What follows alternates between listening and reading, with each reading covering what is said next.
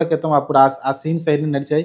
ఇప్పుడంటే ఇప్పుడంతా ఎలివేషన్స్ గావాలి, మంచి బ్యాక్‌గ్రౌండ్ స్కోర్ ఉండాలి. ఉంటేనే సినిమాలు చూస్తున్నారు, లేకుంటే చూడట్లేదు.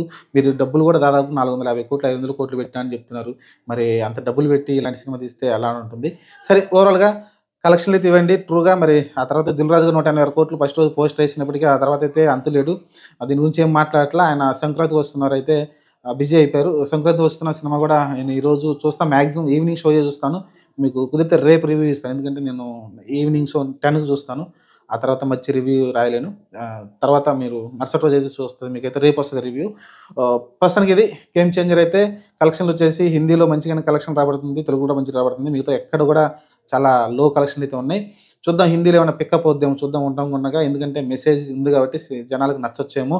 సొసైటీకి మంచి విషయాలు చెప్తున్నాడు కాబట్టి రామ్ చరణ్. మరి అదేమన్నా నచ్చి ఏమన్నా పికప్ అవుతుందేమో. ప్రస్తుతం తెలుగులో గూడా ఇదే చూడాలి. ప్రస్తుతం సంక్రాంతి వస్తున్నాం బాగా ఊపులో ఉంది మరి. దాన్ని తట్టుకొని ఇది ఎట్లా ఉంటుందో చూడాలి మా 'చరణ్' సినిమా.